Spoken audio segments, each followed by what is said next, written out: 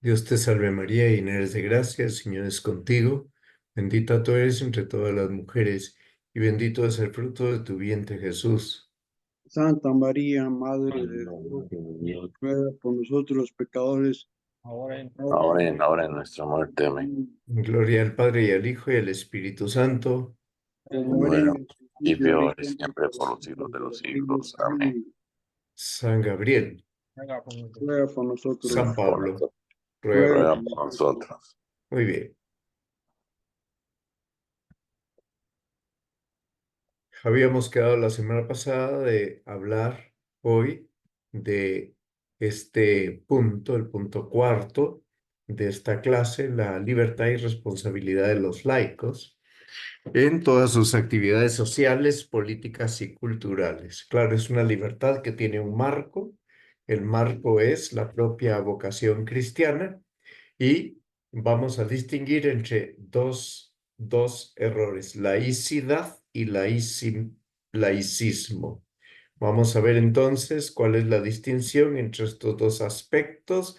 Laicidad, ¿verdad? Es el planteamiento de que el Estado es autónomo respecto de las leyes eclesiásticas. Bien, entonces esa autonomía del Estado, pues en efecto la Iglesia no pretende mandar sobre el Estado, pero resulta que el público, el que gobierna la iglesia desde el punto de vista espiritual, es el mismo público que gobierna el Estado desde el punto de vista civil y por tanto tiene que haber un acuerdo entre ambos. Bien, ¿qué pretende el laicismo? Pretende que en el plano moral y respecto también del designio divino, ¿m? haya autonomía total de parte de la política. Por tanto, lo que pretende el laicismo es que todo lo que haga referencia a la fe y a la moral, lo que haga referencia a la religión, es puramente privado. Está en el ámbito del corazón y punto. No queremos que aparezcan ustedes en el escenario público. Bien. Entonces, aquí estamos conculcando un derecho, el derecho a la libertad religiosa, y eso hace daño al orden social, hace daño al bien común. Hay que sacar de la cárcel entonces ese derecho. El Estado no tiene autoridad para meter preso al derecho a la libertad religiosa, para encarcelar el derecho de la libertad religiosa.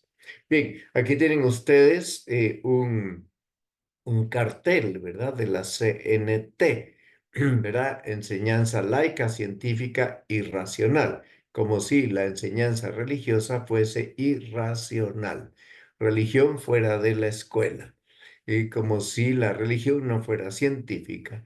Por tanto, el planteamiento aquí es que el laicismo, ¿verdad? No quiere saber nada en el ámbito público de la fe. Aquí tienen otros dos ejemplos. No a la imposición moral. La religión fuera de la escuela. Derecho a ser ateos, paganos o librepensantes. Y su enfoque, fíjense el subtítulo final, el lavado de cerebro no es una opción. Es obvio que aquí no se trata de ningún lavado de cerebro, porque no estamos tratando con personas tontas, ¿verdad? Entonces, todos estos eslogans son eslogans que tienen una raíz materialista, algunos marxista, otros agnóstica, otros socialista, pero vamos a ver qué es una sana laicidad para distinguirla de esa otra laicidad en la que el Estado, vuelve otra vez a laicidad, se entiende que el Estado es autónomo respecto de las leyes eclesiásticas. Vamos a abundar en esto ahora mismo. ¿Qué es una sana laicidad? ¿Qué extremos tiene que evitar una sana laicidad? Primer extremo, que el Estado imponga una moral, ¿m? que no coincide con la moral natural que obliga a todos y que por tanto es una moral en la que el Estado decide lo que es bueno y lo que es malo en todos los ámbitos. Y esto es una nueva religión estatal. Por tanto, el Estado decide que el aborto es bueno el Estado decide que el matrimonio igualitario es bueno, todo el mundo diga amén. El Estado decide que todas las farmacias por decreto tienen que vender la píldora al día después, evidentemente eso altera el orden social y está reñido con la moral natural que obliga a todo ser humano, no a todo cristiano. Obviamente los cristianos tenemos, ¿verdad?, esa misma obligación. Segundo, el rechazo a priori de los valores morales. Por tanto, primer extremo, que el Estado imponga una moral. Segundo extremo, rechazar a priori cualquier valor moral. Los que vienen de ámbitos culturales o religiosos, que son de pertenencia libre y no tienen por qué ser gestionados desde el poder político, pero el poder político los rechaza a priori y por tanto no los considera, sencillamente los descalifica a priori y no hay derecho a hablar. Por tanto, meten preso todos los valores morales. Bueno, entonces no podemos pedir que los fieles actúen en política como si Dios no existiera. El Estado no puede pedir eso, porque toda persona actúa siempre en orden a las convicciones que tiene. Y las convicciones que la gente tiene pueden derivar de una fe religiosa, pueden no derivar de una fe religiosa, sino del puro sentido común que con frecuencia coincide con la fe religiosa. Y esas convicciones influyen en el comportamiento social de los ciudadanos. Sería injusto entonces porque los creyentes y los no creyentes aplican sus propias doctrinas, con independencia de cuál fue su origen. Entonces, ¿qué es lo que hay que garantizar por parte del Estado? Que la actividad social y política se atenga siempre a la dignidad humana, al bien común. Eso sí, hay que lograrlo, hay que garantizarlo. Entonces, actuar en política de acuerdo con la propia fe, es coherente con la dignidad de las personas. Pero eso no significa que vamos a someter la política a la religión. No, yo actúo de modo coherente con la dignidad de las personas y mis convicciones religiosas me respaldan, me apoyan, apuntalan ese respeto a la dignidad de las personas. Pero con esto no estoy pretendiendo que la política esté sometida a la religión. ¿Qué es lo que significa esto entonces? Lo que significa es que la política tiene que estar al servicio de la persona. Ustedes ven aquí cómo están intentando bajarse la estatua de Junípero Serra. Bien, esto ocurre en Estados Unidos, ¿verdad? San Junípero Serra. ¿Por qué ese vandalismo y por qué esta actitud de pleito con personas que vivieron en el pasado, que hicieron mucho bien a los países y que ahora pues se les quiere eliminar de el escenario público y del imaginario popular? Bien, el motivo es ideológico totalmente, ¿verdad? Están satanizando cualquier acción procedente de una persona vinculada a la iglesia, porque piensan que eso es una imposición cultural, porque piensan que eso es un nuevo colonialismo cultural. Entonces, si la política está al servicio de la persona, la política tiene que respetar las exigencias morales. ¿Eso qué significa? Que tiene que respetar y favorecer la dignidad de todos los seres humanos. Bien, no es tan fácil el asunto, pero tenemos que conseguirlo. Entonces, ¿qué significa vivir el empeño político por un motivo trascendente? Bueno, ese empeño por un motivo trascendente se ajusta a la naturaleza humana, porque todos tenemos alma y cuerpo. En consecuencia, no hay una sola persona, ni una sola persona que no tenga alma. Eso significa que no hay una sola persona que no tenga una dimensión trascendente. Bueno, entonces, el empeño de vivir por ese motivo trascendente en el ámbito político produce buenos resultados, pero no podemos tirar la toalla. Entonces, la religión debe servir como elemento crítico en cuanto a los valores éticos de la sociedad.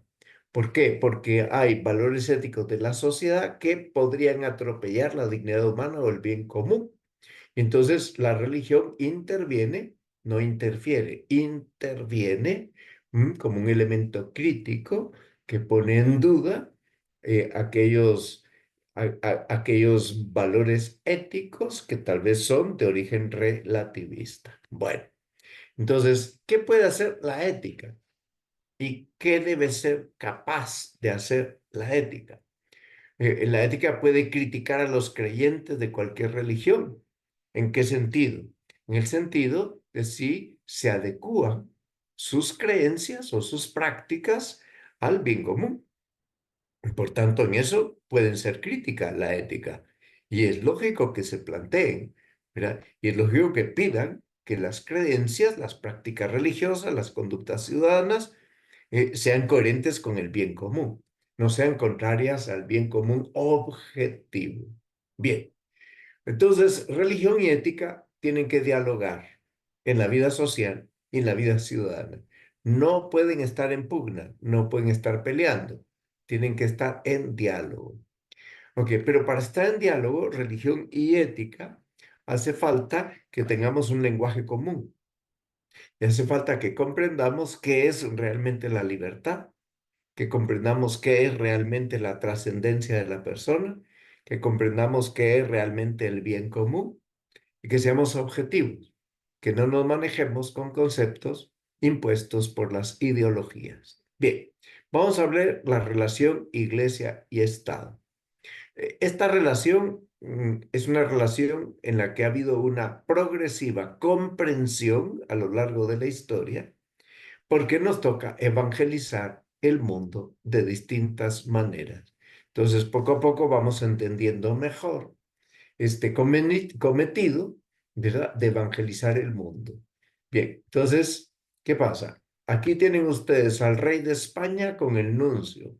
El nuncio es un filipino, hace un gran papel en España, ha sabido moverse en ese ámbito. Ok, este hombre que trabaja ahí, que se llama Joselito, así se llama el nuncio en Filipinas. Bueno, entonces, el modo en que se comprenden las relaciones institucionales entre la Iglesia y el Estado ha variado del siglo pasado al siglo XXI, del siglo XIX al siglo XX, del siglo XVIII al siglo XIX. Por tanto, ¿por qué ha variado? Porque hay una comprensión más profunda. Y al haber una comprensión más profunda, es más fácil poder llegar a ese entendimiento y a una relación más fluida. Entonces, fíjense ustedes que aquí aparecen los obispos de Costa Rica con el presidente de Costa Rica. Ok, entonces, ¿por qué saco este ejemplo de los obispos de Costa Rica? Porque Costa Rica ha sido un país que es constitucionalmente un país católico. Y en Costa Rica los obispos son funcionarios del Estado y tienen sueldo del Estado. Eso es del todo inconveniente, ¿verdad? La separación iglesia-estado es muy conveniente, pero no es una separación por pugna, sino que es una separación de ámbitos, es una separación de cooperación y nunca de pugna. Entonces, el modelo que antiguamente se seguía en los países cristianos era el de Costa Rica, estados confesionalmente católicos. En esos estados, el poder sagrado de los reyes lo avalaba la autoridad espiritual de la iglesia. Acuérdense ustedes, la Navidad del año 800, el Papa está coronando a Carlomagno en la Catedral de Roma. Ok, año 800. No existía la Basílica de San Pedro, pero ese es el estilo que había. Por tanto, el poder sagrado de los reyes se avalaba por la autoridad espiritual de los reyes, de la iglesia, y el Papa le ponía la corona. Bien, y el Papa excomulgaba a reyes. Muy bien, eso durante siglos. Ahora, esa mutua colaboración a veces le quitó libertad a la iglesia. Y a veces la iglesia quedaba, piensen ustedes, en Inglaterra, en Francia, sometida al poder temporal del rey. Claro, la ruptura que hubo en Francia, estamos en Francia en el siglo XVIII, cuando ocurre la Revolución Francesa, 1779. Y bueno, pues prácticamente lo que se pretende es que la iglesia quede sometida al rey. Lo mismo intentó Enrique VIII y se impuso a través del cadalso. O sea, el que no lo aceptaba era decapitado. Ok, entonces eso no conviene. Hay cambios a lo largo de los siglos, ha habido cambios que surgen en torno a la ilustración. Y esos cambios contribuyen a que se separe la iglesia del Estado, pero que haya reconocimiento por parte de las autoridades eclesiásticas de los gobiernos legítimos, los gobiernos electos democráticamente por el pueblo. Ok. Ahora, el régimen de separación no es el ideal, en el sentido de que Estado e iglesia estén en pleito, ¿verdad? No, tiene que haber una relación entre iglesia y Estado. Ambos tienen naturaleza diversa y fines diversos que lleve consigo distinción sin separación, unión sin confusión. Esto es lo ideal.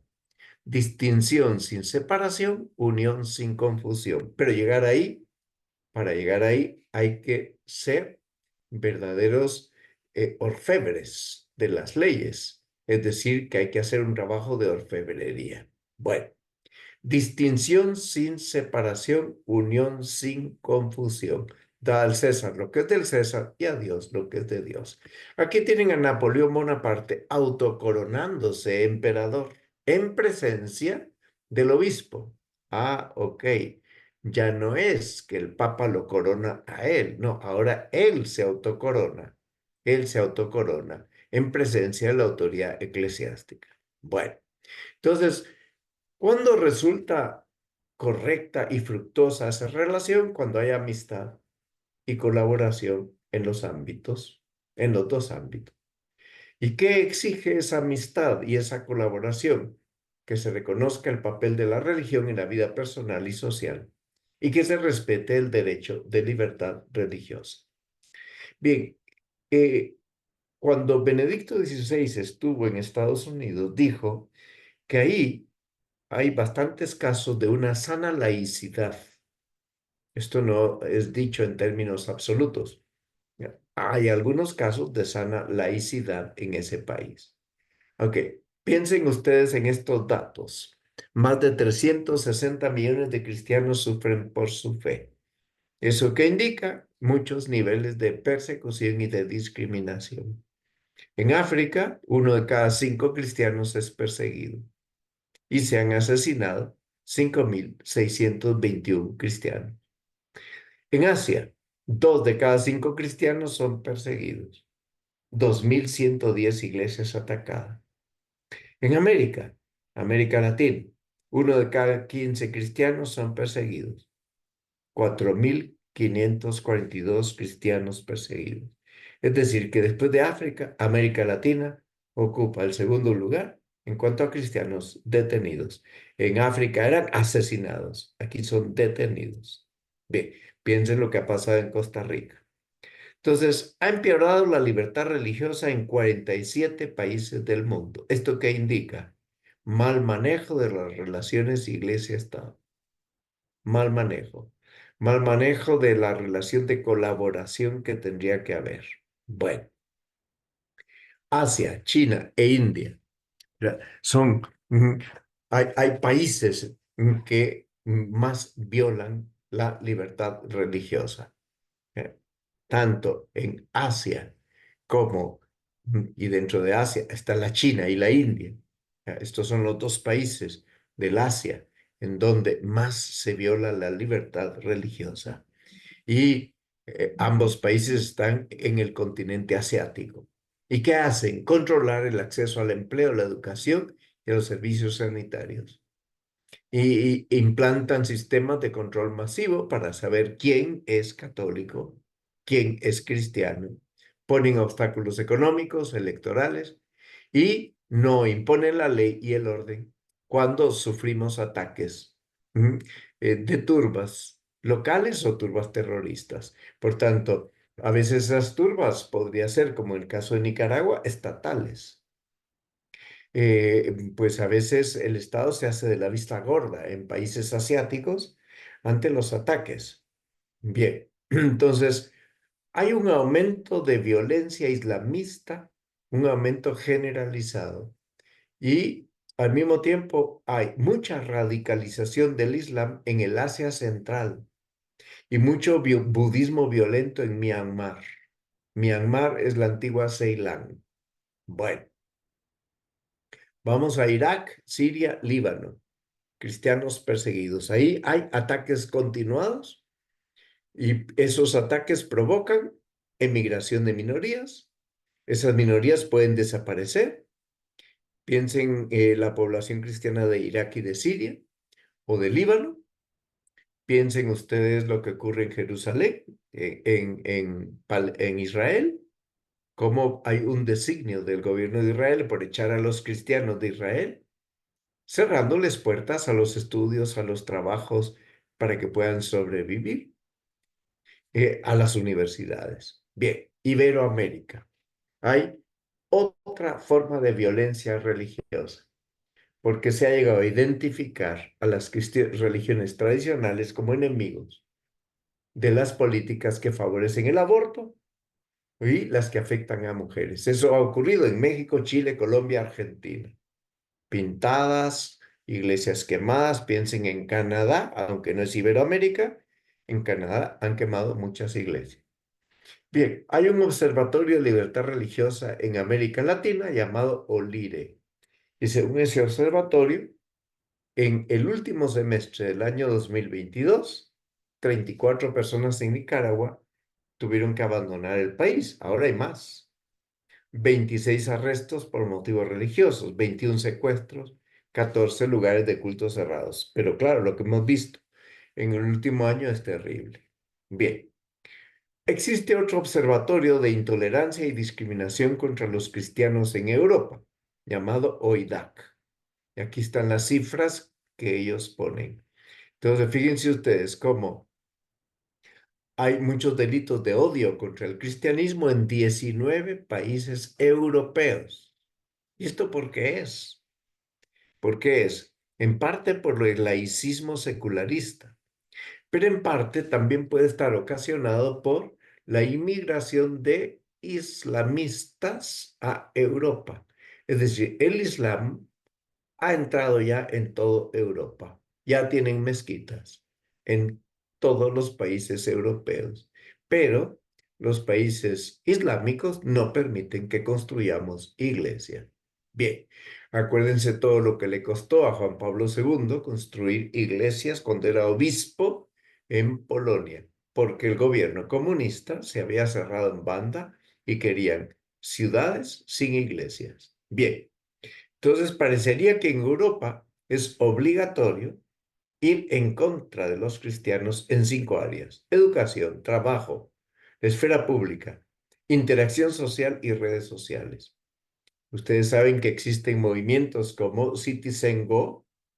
Citizen Go es un movimiento de laicos que hay en Europa y que también hay en América Latina, en donde dan la cara y se enfrentan con este tipo de políticas y han tenido muchas multas y mucha oposición por parte de las autoridades. Piensen lo que pasa en España con el rosario rezado en las calles, en la ciudad de Madrid, ¿verdad? En una calle muy importante de Madrid. Piensen lo que ocurre cuando uno va a rezar delante de un abortorio. Piensen ustedes en que ha habido sacerdotes presos por ese motivo, por estar rezando delante de un abortorio. Entonces, ¿qué quiere decir? Que se ha ido normalizando el uso de estereotipos negativos sobre los cristianos. Eso ocurre en los medios de comunicación, en grupos políticos y también en las leyes en las que aparece ahora la tipificación de un nuevo tipo de delitos llamado delito de odio. Y casi siempre el delito de odio es aplicado en contra de los cristianos y ¿a favor de qué? Del Islam o a favor de los lobbies imperantes de las ideologías actuales. Bien, entonces lo que el Señor nos mandó es ir pues y hacer discípulos a todos los pueblos, bautizándolos en el nombre del Padre y del Hijo y del Espíritu Santo. El eslogan que ven en pantalla, sin un Estado laico no hay democracia, es mentiroso.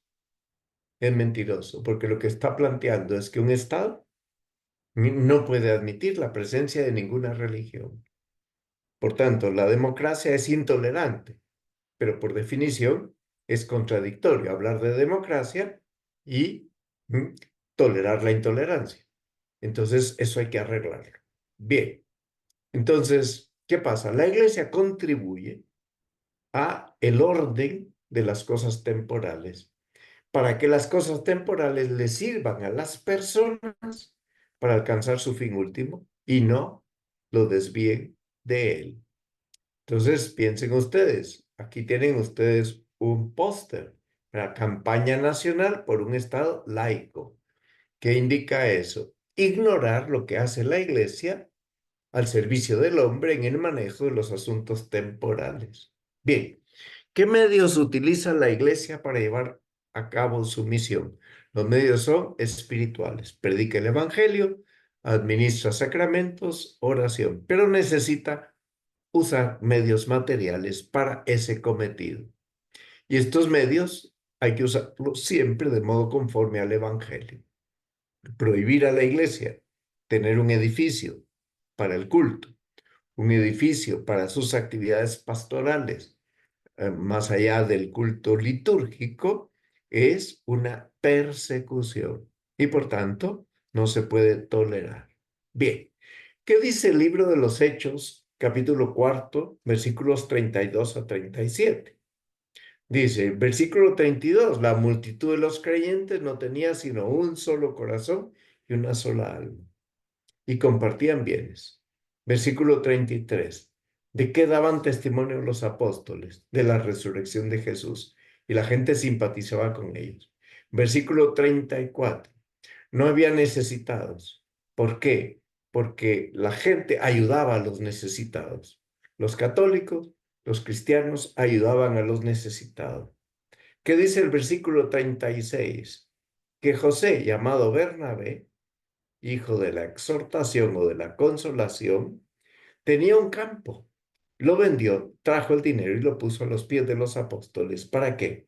Para que se distribuyera entre los pobres. Entonces la iglesia necesita independencia para hacer su misión en el mundo. Lo que no necesita ni nos interesa es un predominio de carácter político ni económico. No necesitamos privilegios, solo necesitamos libertad. Ok, entonces el Estado, hablemos del Estado. El Estado deriva de la sociabilidad humana, es una institución derivada de esa natural sociabilidad.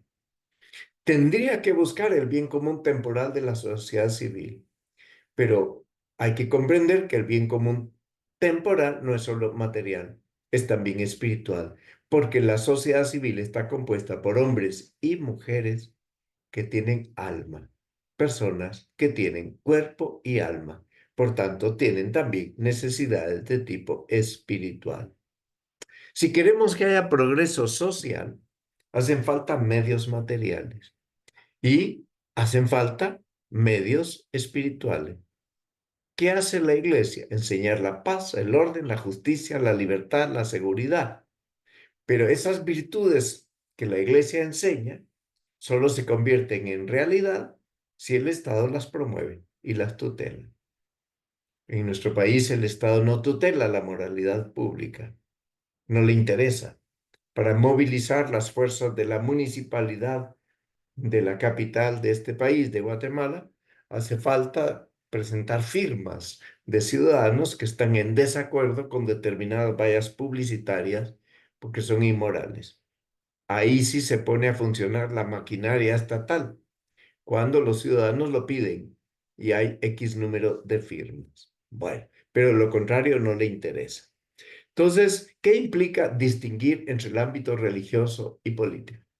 Implica, primero, que el Estado no es sagrado.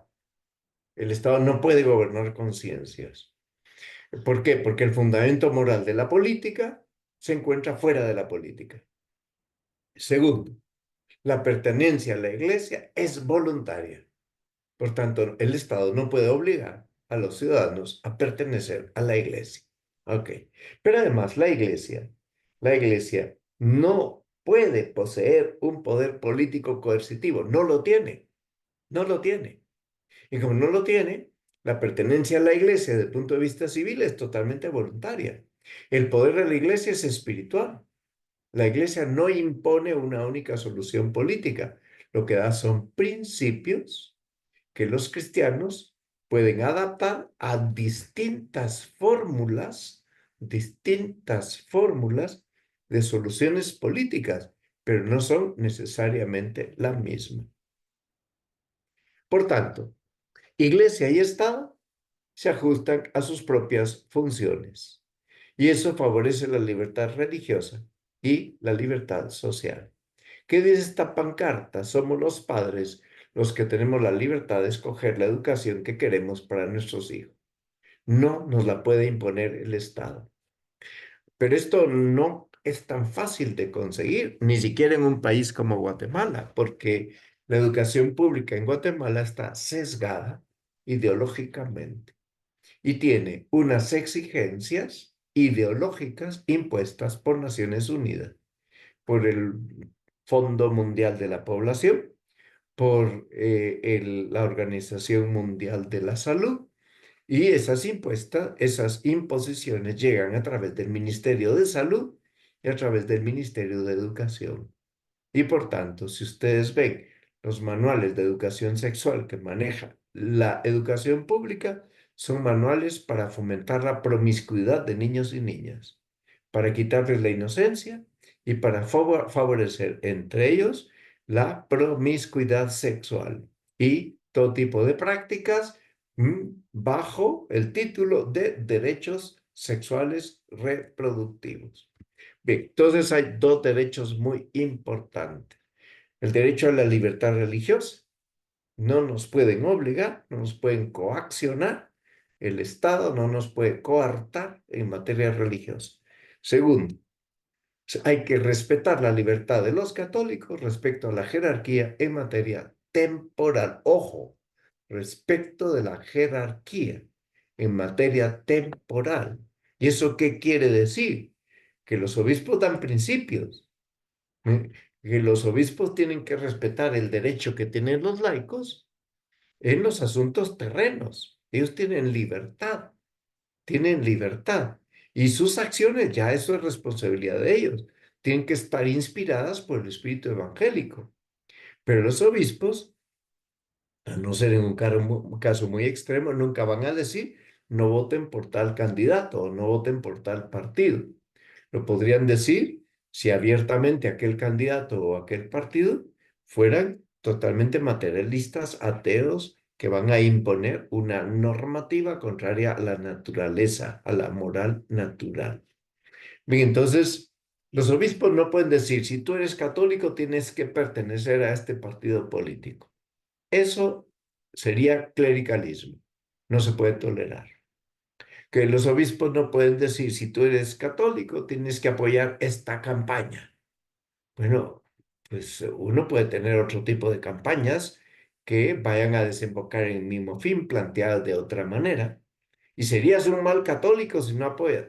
Eso no lo pueden pedir, porque tienen que respetar la libre iniciativa de los ciudadanos para plantear con enfoques diversos, acciones tendentes o tendientes a defender la vida, a defender el matrimonio, no necesariamente eclesiásticas, no necesariamente bendecidas por la jerarquía. Bien, entonces, los laicos tienen que prestar atención a la doctrina que propone el magisterio de la Iglesia y no deben presentar la doctrina de la Iglesia. Ellos no pueden presentar como doctrina de la Iglesia su propio criterio en materias opinables. Entonces usted tiene que votar por mí porque yo soy católico y usted es católico. No, pues si no me da la gana votar por usted, yo no voto por usted, ¿verdad? Ni aunque se amparen en documentos de la Iglesia, porque no tienen derecho a hacer eso. Bien, libertad religiosa. Entonces, este es un tema muy importante. Hay que distinguir entre la Iglesia y el Estado, pero como les dije antes, eso no lleva consigo total separación. Tampoco lleva consigo que la Iglesia reduzca su acción al ámbito privado y espiritual. Prohibido tener hospitales, prohibido tener colegios, prohibido tener universidades, prohibido tener orfanatos, prohibido tener, pues, cualquier institución de acción social como Cáritas, ¿verdad? Eso no se puede hacer. Entonces, la Iglesia no debe sustituir al Estado, ni puede ni debe hacerlo. Ahora, históricamente, acuérdense ustedes, los estados pontificios, la Iglesia sustituyó al Estado. ¿Y por qué?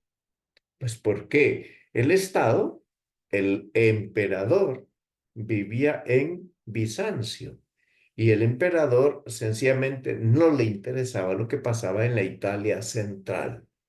Entonces, la Iglesia en ese momento tenía poder temporal. Y surgieron los llamados estados pontificios, estados que estaban bajo la administración y el cuidado del Papa. Gracias a Dios ya no existe eso. Gracias a Dios eso se terminó. Ahora solo hay un estado pontificio que es la Ciudad del Vaticano y que tiene muy buenas relaciones con el gobierno de Italia, ¿verdad? Son dos estados que conviven en el mismo territorio.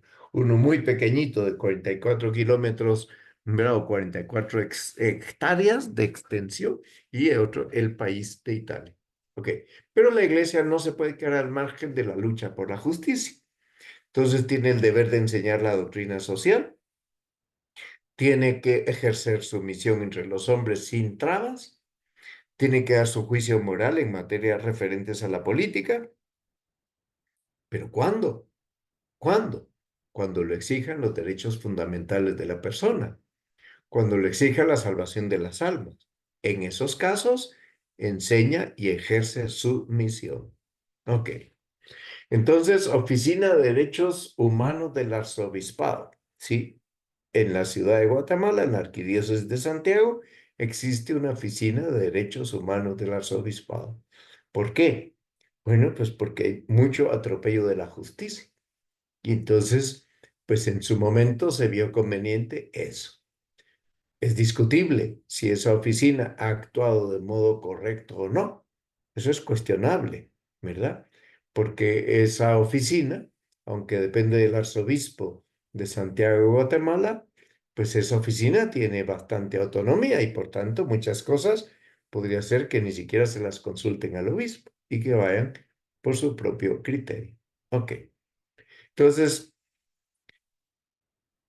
en la relación entre iglesia y Estado, hay que velar por el respeto de ese derecho de la libertad religiosa.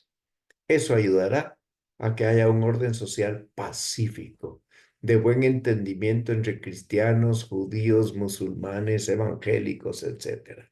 Ok. Imagínense ustedes que cae y queda un presidente evangélico en este país. Ok. Ya lo tuvimos, ¿verdad? Y mientras hubo dos presidentes evangélicos, un ex católico y otro que siempre fue evangélico. Pero en principio hubo una más o menos buena relación. Ok, más o menos. Ok, entonces todos los creyentes de cualquier religión tienen derecho a tener libertad social y civil, porque si se quita ese derecho, pues se quita la libertad religiosa, que estamos a las puertas de la abolición de los derechos del hombre, y eso sería terrible. Ok, hay países donde la Constitución garantiza la libertad religiosa de los ciudadanos y los grupos religiosos. Hay países donde se dice expresamente que hay libertad religiosa y en la práctica no lo hay. La Constitución lo dice, pero en la práctica no lo hay. ¿Qué hace la Iglesia? Establecer una normativa de convivencia llamada concordato. En esa normativa de convivencia se pacta con el Estado a través del Ministerio de Relaciones Exteriores y de la Nunciatura cuestiones concretas en las que conviene tener un acuerdo.